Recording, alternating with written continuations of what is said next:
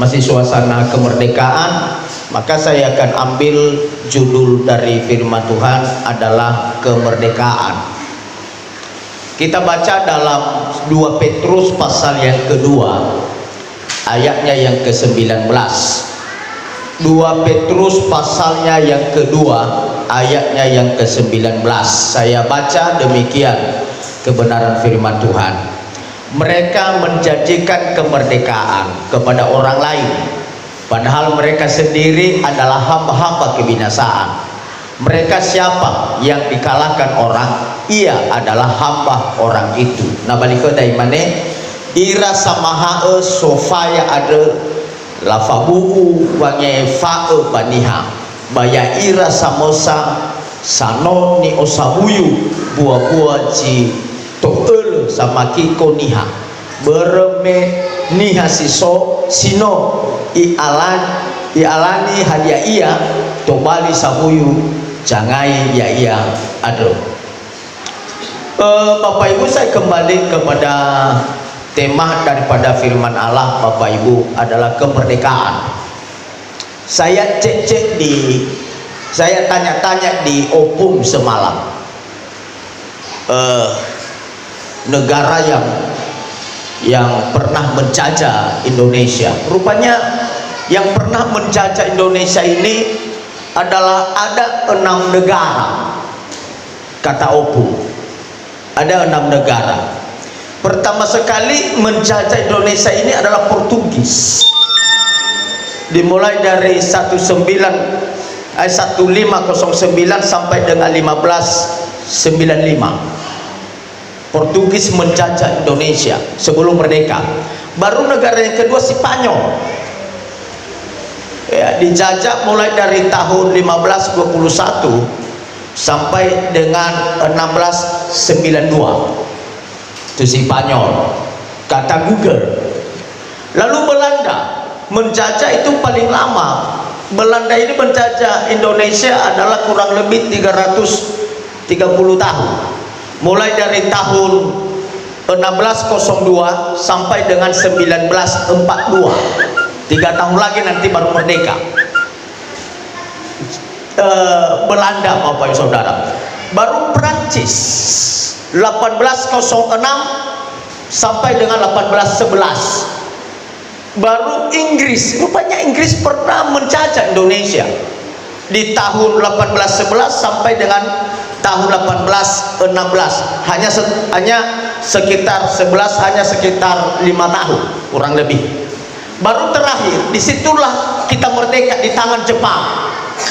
Disitulah kita merdeka. Jepang menjajah Indonesia mulai dari 1942 sampai dengan 1945. Berarti di tangan Jepang lah Indonesia ini dimerdekakan. Karena mereka menjajah Indonesia hanya sekitar 3 tahun. Indonesia merdeka ketika Presiden Soekarno. Nah, saudara, saya pikir-pikir begitu lamanya negara luar menjajah Indonesia ini. Tapi ingat saudara, sebelum merdeka kita. Kenapa saya menyelidiki? Kenapa? Kenapa kok bisa pingin sekali dijajah Indonesia ini? Lalu jawab Opung berkata begini, karena di Indonesia ini adalah penghasilan alam, bumi baik bumi, baik laut dan lain dan sebagainya sangat luar biasa, saudara. Apalagi kalau Papua itu tanah emas, Bapak Saudara. Pantas mereka sangat menjajah Indonesia ini, Bapak Saudara. Nah, Bapak Ibu, kemerdekaan adalah tidak hanya tentang bebas dari penindasan atau dari penindasan politik, tapi kita juga bisa melihat bahwa tetapi bebas dari ketidaksetaraan daripada sosial. Itu juga kemerdekaan. Berarti kalau sosial kita masih tidak setara, maka Bapak Saudara, kita sedang dijajah oleh ekonomi kita. Kemerdekaan adalah titik tolak yang mendorong kita untuk meraih potensi terbaik. Itu adalah kemerdekaan sebagai individu dan juga sebagai masyarakat. Itu yang disebut dengan kemerdekaan. Makanya saya pikir-pikir semalam dan saya mengartikan ketika Opung menasihati saya dan ketika Opung mengajari saya tentang hal itu. Rupanya Bapak Ibu Saudara ingat, rupanya ketika kita mencodok di borongan orang, berarti kita sedang dijajah oleh orang itu.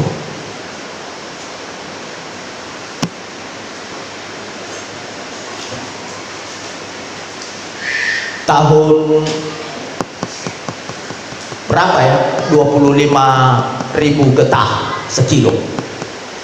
15 ya? Dari 12 lah ya kalau tidak salah ya. Ada beberapa tahun itu 24.000 per kilo gitu. Baginda terdau saudara. Baginda terdau Bapak Ibu.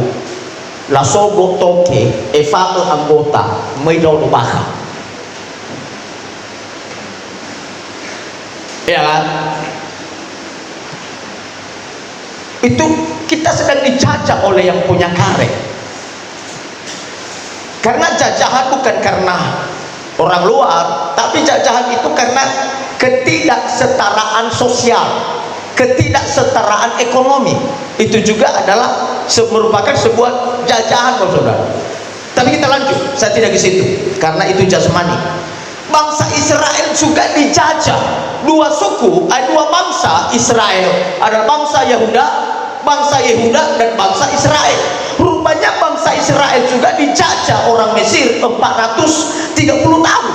Di dalam Keluaran pasal 12 ini harus ada bukti.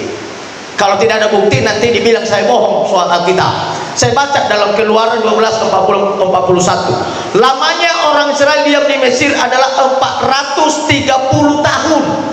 Sesudah lewat 430 tahun, tepat pada hari itu juga keluarlah segala pasukan Tuhan dari tanah Mesir. 430 tahun orang Israel dijajah. Kata dijajah Bapak Ibu Saudara adalah kata tidak terbebas, dan kata tidak lepas dan terikat itu kata jajah.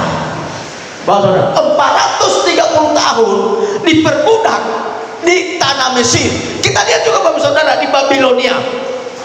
Bangsa Yehuda di Babilonia juga adalah pernah menjajah orang bangsa Yehuda selama 70 tahun dalam pemerintahan Nebukadnezar di Babilonia.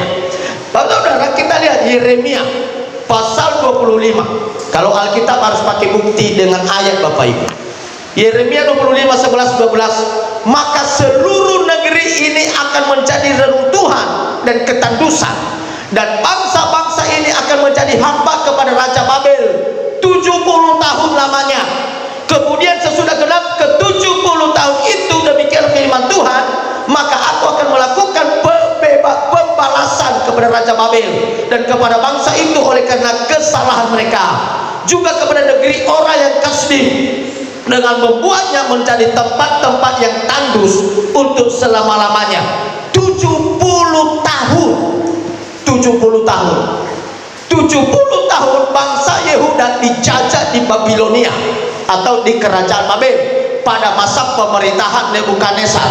70 tahun ini adalah sampai mereka menderita dan sampai Tuhan kirim kepada mereka nabi yang meratap, nabi yang selalu menangis nasib mereka, nabi yang selalu memperhatikan nasib mereka. Turunlah Yeremia bagi mereka, dan mereka tidak peduli dengan itu sampai Yeremia menangis, meratap. Kenapa bangsa Yehuda dijajah di Babilonia? Karena dosa mereka, karena kesalahan mereka, karena ketidaktaatan mereka kepada Tuhan, karena ketidakpercayaan mereka kepada Tuhan, karena mereka berdosa. Makanya Tuhan izinkan Raja Nebukadnezar untuk menawar, dan sehingga dalam tawanan itu bahwa sampai 70 tahun mereka ada di Babel dengan penderitaan. Bapak Ibu, kalau saya memperhatikan bangsa Yehuda ditawan karena dosa, tetapi kalau bangsa Israel ditawan bukan karena dosa. Saya perhatikan, karena ketika orang Israel sampai di sana ketika masa kelaparan pada zaman Yakub, pada zaman Yusuf menjadi menteri, perdana menteri di Mesir, maka disitulah Tuhan akan memberikan kejayaan bagi tanah Mesir, dan seluruh dunia pada saat itu dialami oleh kelaparan, dan mereka akan mengejar. Dan sehingga Yakub dan saudara-saudaranya mengetahui garis besarnya saja mengetahui bahwa Yusuf yang ada di sana, maka mereka pergi di sana, dan lama kelamaan dan ribuan orang mereka hadir di sana, dan mereka sampai ditawan ketika Yusuf tidak ada. Ketika Yusuf sudah meninggal, maka raja-raja yang baru akan menawan dan menjajah orang Israel sehingga mereka diperbudak dengan pekerja keras. Tetapi berbeda konteks daripada bangsa Yehuda. Bangsa Yehuda ditawan bukan karena mereka pergi ke sana, tetapi bangsa Yehuda ditawan karena dosa mereka, sehingga Tuhan izinkan bagi mereka untuk ditawan selama 70 tahun. Cukup lama Bapak Ibu. Amin. Cukup lama. Nah, Bapak Saudara, bahwa Allah mau supaya kita jangan ditawan dan supaya kita jangan dijajah. Saya berpikir dan saya belajar ke semalam, saya buka-buka opung, saya tanya-tanya sama opung, rasa tawan-tawan itu bagaimana? Lalu dikaitkan di situ dengan hobi. Apa kaitannya dijajah masuk ke hobi? Hobi. Bapak Ibu, kita punya hobi. Ada hobi yang merugikan keluarga, ada hobi yang menguntungkan keluarga, dan hobi yang merugikan keluarga maka itu adalah jajahan. Kata Oppo ini maksud saya adalah Google. Banyak orang punya hobi, misalnya punya hobi nongkrong di warung kopi seharian. Itu kan sedang dijajah kita dengan warung kopi karena merugikan keluarga. Baru ada hobi misalnya bola kaki. Tiap hari di lapangan bola kaki. Itu juga adalah hobi yang akan menjajah kau. Dan lain dan sebagainya. Saya bisa memperhatikan bahwa rupanya Opung bilang HP pun bisa menjajah Indonesia. Terus seharian tidak bisa kerja, apalagi kalau anak gadis lidah udrino manuko manu, dan sampai seharian tidak tahu kerjanya, dan itu kita sedang dijajah.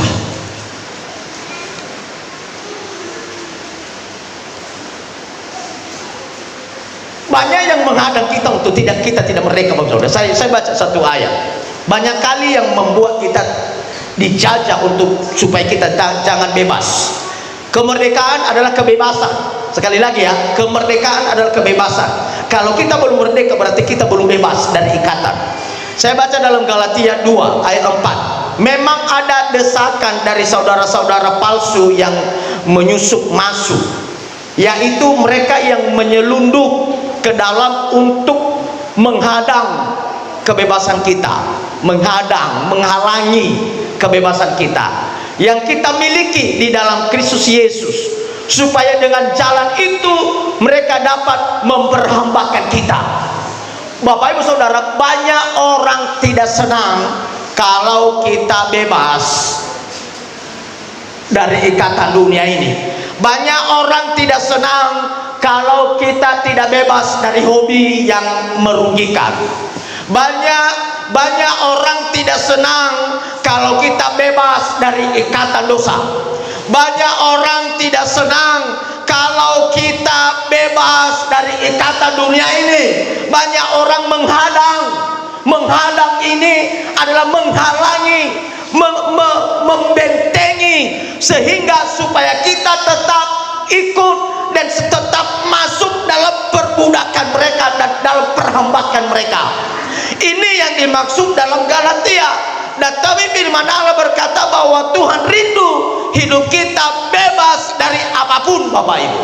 Bebas dari ikatan dosa, bebas dari hobi yang merugikan, bebas dari pandangan yang menyesatkan, dan bebas dari ikatan dan pergaulan yang menyesatkan, Bapak Ibu.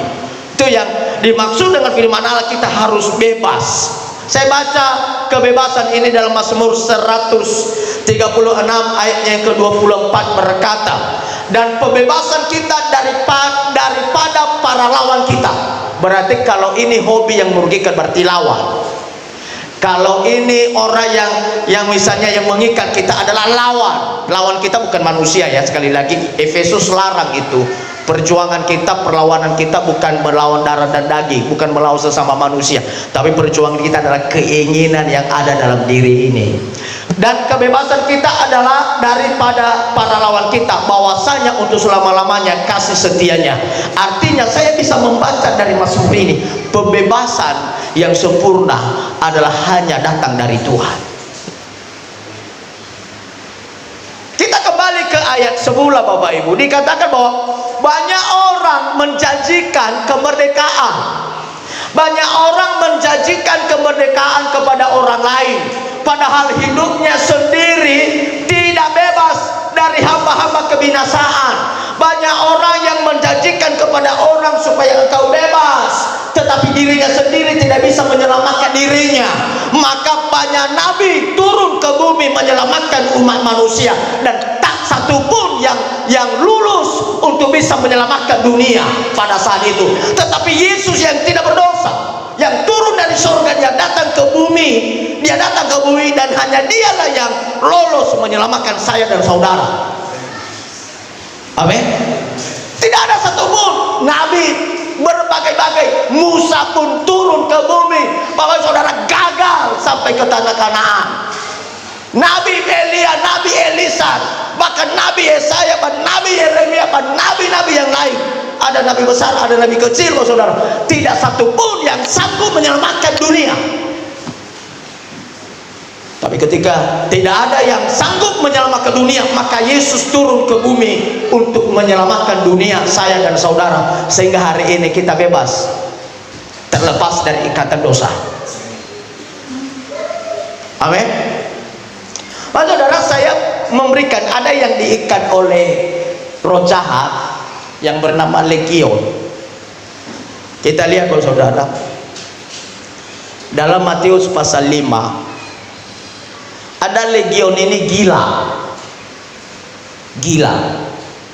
Dalam Matius pasal 5 ya, ayat 1 sampai ayat 12. Itu kisahnya. Legion ini, Yesus bertanya kepada legion, siapa namamu? Legion berkata, aku adalah legion. Lalu apa artinya legion? Karena kami banyak. Kita perhatikan, saudara ya, kata-kata itu. Kata-kata itu bukan orang itu yang menjawab, tapi orang yang menjawab perkataan Yesus adalah oknum roh jahat yang ada dalam tubuhnya, itu yang menjawab. Makanya ketika Yesus berkata, siapa namamu? Lalu dia berkata, legion. Bukan orang itu yang jawab, tapi roh yang ada dalam dirinya yang jawab Yesus. Legion. Lalu apa artinya legion?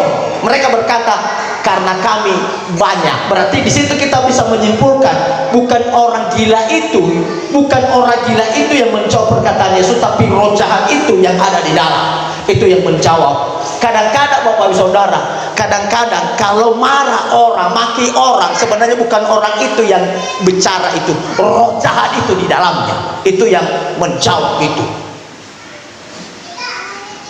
Nah, Bapak Saudara, kita lihat bahwa legion ini diikat oleh setan.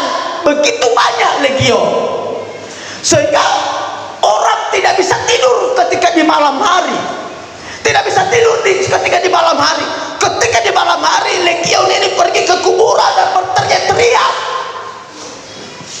Orang yang ada di sekitar tidak bisa tidur.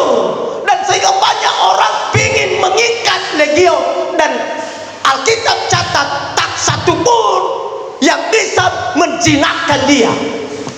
begitu kerasnya ikatan itu, begitu kerasnya legion itu untuk mengikat hidupnya. Tak satupun orang banyak berkumpul, tidak ada satupun yang bisa mengikat, tidak ada satupun yang bisa menjinakkan, tidak ada satupun yang bisa menangkap dia. Karena ketakutan, karena ketakutan dikuasai oleh setan yang begitu banyak dalam dirinya. Nah, ketika Yesus turun dan dia melanjut ke mana legion itu berada, lalu legion itu ketakutan. Belum pun Yesus ngomong sudah ketakutan. Jangan engkau mengganggu aku, jangan engkau menyiksa aku, kata legion. Baru Yesus bertanya, siapa namamu? Legion. Karena kami banyak. Lalu di gunung itu ada kawanan. Aku bingung juga. Biasanya di daerah di mana Yesus itu sebenarnya bukan kawanan babi.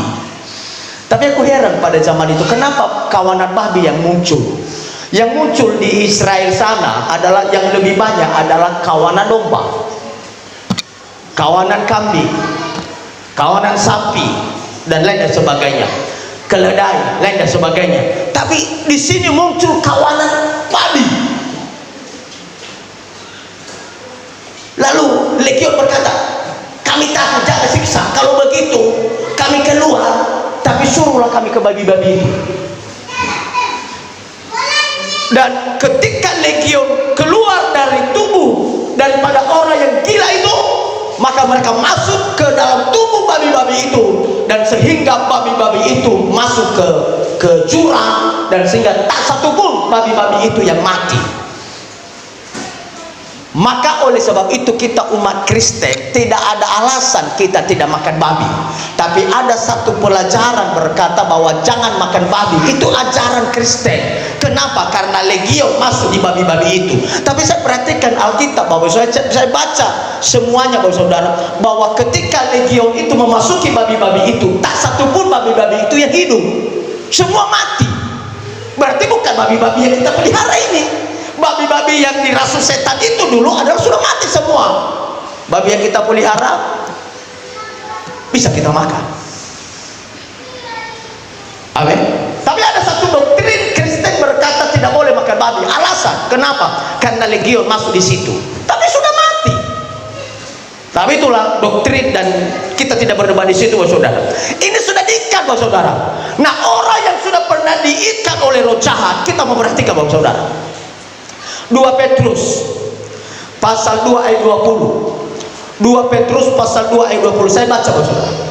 Sebab jika mereka oleh pengenalan mereka akan Tuhan dan Juru Selamat kita Yesus Kristus telah melepaskan diri dari kecemaran-kecemaran dunia, tetapi terlibat lagi di dalamnya, maka akhirnya keadaan mereka lebih buruk daripada yang semula. Kita mau berarti, kalau ada anak Tuhan, sudah dijamah oleh Tuhan, sudah dimenangkan oleh Tuhan, sudah percaya kepada Kristus, sudah taat kepada Kristus, dan akhirnya dia kembali ke belakang, akhirnya dia kembali kepada hobi yang buruk, akhirnya dia kembali kepada keadaannya yang semula, maka kata firman Allah, keadaannya lebih buruk daripada keadaannya semula. Amin. Lebih buruk daripada keadaannya semula. Saya lanjut dalam Matius 12 ayat 45. Matius 12 ayat 45. Lalu ia keluar dan mengajak 7 roh lain. Kita perhatikan. Lalu ia keluar dan mengajak 7 roh lain yang lebih jahat daripadanya, dan mereka masuk dan berdiam di situ. Maka akhirnya keadaan orang itu lebih buruk daripada keadaannya semula. Demikianlah juga akan berlaku atas angkatan yang jahat ini. Kalau kita sudah pernah diselamatkan oleh Tuhan, percaya kepada Kristus, lalu lama-lama 1 tahun, 2 tahun setia beribadah, bahkan firman terus yang ada di mulut, firman terus yang ada di mulut, firman terus yang ada di mulut, tapi akhirnya mundur. Bahkan firman Allah berkata, keadaannya lebih jahat daripada keadaannya yang semula.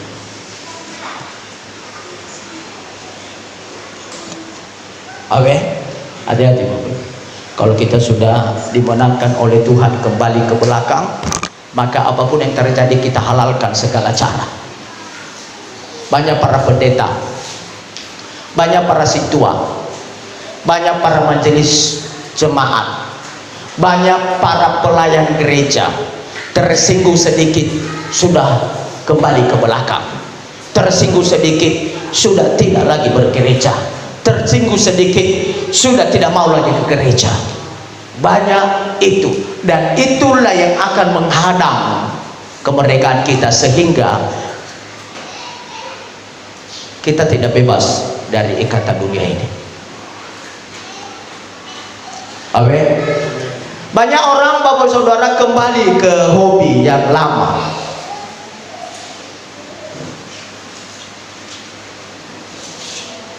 Dan hobi itu kadang-kadang menghadang kita untuk tidak bebas dari apapun Bapak Saudara. Aku tidak suka kalau kembali ke belakang. Kalau sudah maju-maju.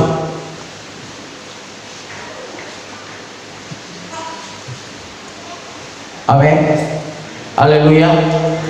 Karena begini, ketika di dahulu kala kita jaya misalnya, kita jaya untuk buat ini, sesuatu ini, kita jaya, kita bagus. Tapi ketika kita sudah meninggalkan itu, kita setia kepada Tuhan, lalu kita kembali kepada itu, Bapak Saudara, tidak seperti semula. Maaf ya, sorry ya, saya bukan menyinggung ini, saya bukan menyinggungnya. Kenapa banyak orang tidak berhenti dengan judi? Ada beberapa saya wawancara begini, kayak nggak sejahtera kami Pak Pendeta, kayak nggak ada teman kami kalau saya berhenti di situ.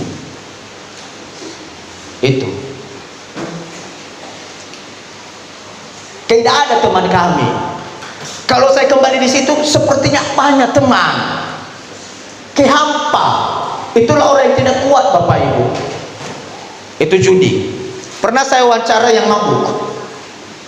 Maaf ya, saya bukan menyinggung, tapi saya wawancara karena juga saya dari akademisi ya, karena saya dosen, saya harus mengetahui tentang hal itu.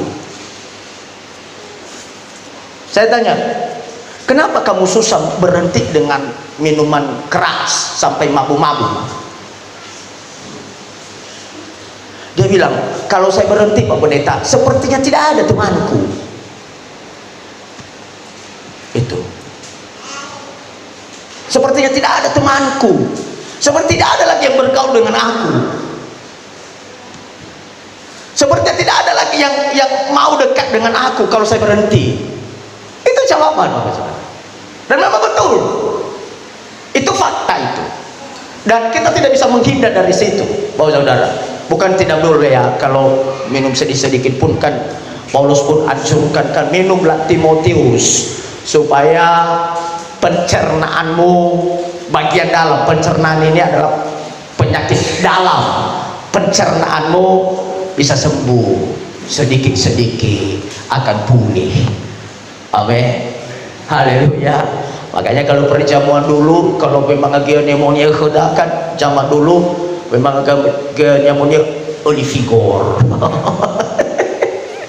Hanya cuma agak pneumonia lefefue itu sama la tuturu hanya sakatua haber cima ifona fona labe ke pernah aduh tapi maunya maunya galasi yang sa posisi dia berapa labe ini galasi perjamuan memang gini maunya ibu maftu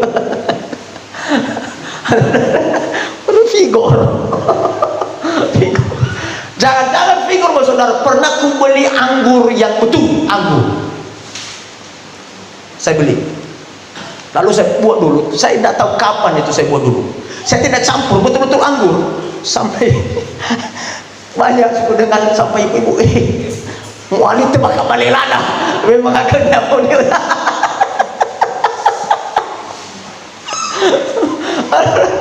Kalau tidak salah di ibu itu, ku pikirkan karena banyak bilang, berarti itu dari anggur. Saya beli anggur kan, saya bagi perjamuan. Kalau tidak salah coba itu lepas gitu. Anak muridi oleh. Mulai dari situ saya campur Bapak Saudara, tidak boleh lagi. Bahkan pun anggur itu hampir seimbang dengan anggur merah. Ada anggur merah itu yang di toko-toko, di grosir atau di Indomaret, di Roma pernah ada anggur merah.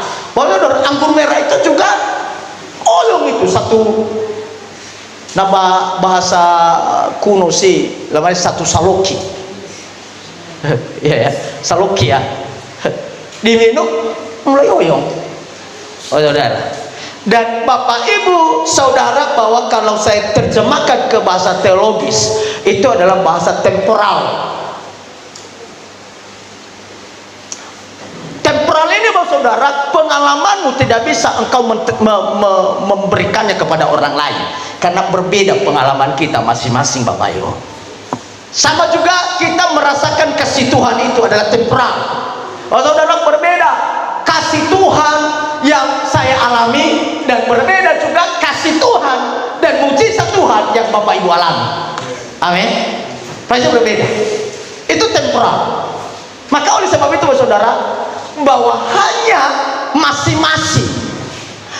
masing-masing panggilan seseorang yang bisa melakukan firman Allah. Tidak bisa dipaksakan, kau harus begini, kau harus begini. Nah, ketika kita sudah mengalami kasih Tuhan, maka kita sadar sendiri. Amin. Kita sadar sendiri. Nah ini saudara, saya pernah wawancara seperti itu. Kenapa kamu tidak mau berhenti? Kalau minumkan setengah gelas boleh, ya kan, demi menyehatkan pencernaan. Tapi dia bilang, kalau mau ini kan kami kumpul di warung, kami rame-rame di situ. Apalagi kalau ada martabun, potong besada, kan? Potong besada. Kalau potong besada kan rame. Oh, rupanya itu yang tidak bisa dilepaskan, dan itu keinginan dunia.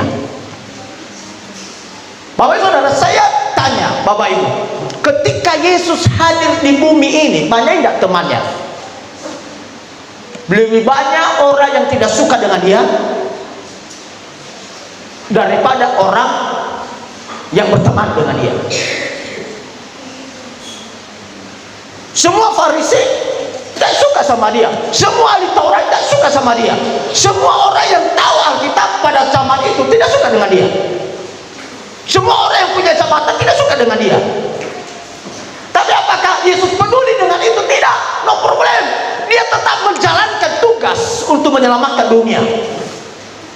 Dan oleh sebab itu saudara, bahwa saya akan sampaikan bagi kita hari ini, saudara, janganlah terikat dengan apapun, hobi apapun yang merugikan keluarga. Amin. Ini salah satu hobi Bapak Ibu, memelihara burung. Itu hobi. Ada orang yang pelihara burung sampai bergantungan di teras sampai 20 sangkar itu. Ada cala, ada kancer, ada sindaragilea, ada murai batu, lain dan sebagainya, dan beda-beda, ada sampai 20 sangkar. Dan itu perawatan yang luar biasa. Pernah saya tanya, berapa biaya merawat burung ini? Ada sekitar 20-30 ekor itu burungnya. Dia bilang, per bulan berapa? Dia bilang, Pak Pendeta, merawat ini bisa sampai 2 juta per bulan perawatannya. Saya bandingkan Bapak Saudara, kita bandingkan ya. Sekali lagi, saya bukan mengukir-ukir, tapi saya bukan menyalahkan, tapi kita bandingkan saja Bapak Saudara. 2 juta minimal per bulan merawat burung yang 20-30 ekor, dan pagi-pagi juga berteriak, semua juga pagi-pagi Makanya dulu waktu ada kacer kami, kalau beston kami jam 5 udah berteriak-teriak dia di depan. Nah, itu loh, berteriak beston dia juga, berdoa dia. Apalagi kalau 30 guru, wah semua berteriak, berkoter-koter di depan. Habis per bulan, saudara, habis per bulan 2 juta minimal. Itu hobi, itu kan hobi. Saya tanya,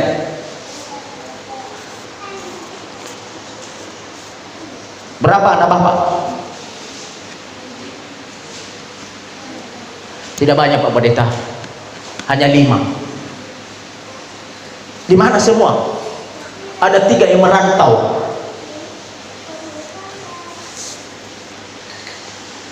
Dan ada 2 lagi bersama.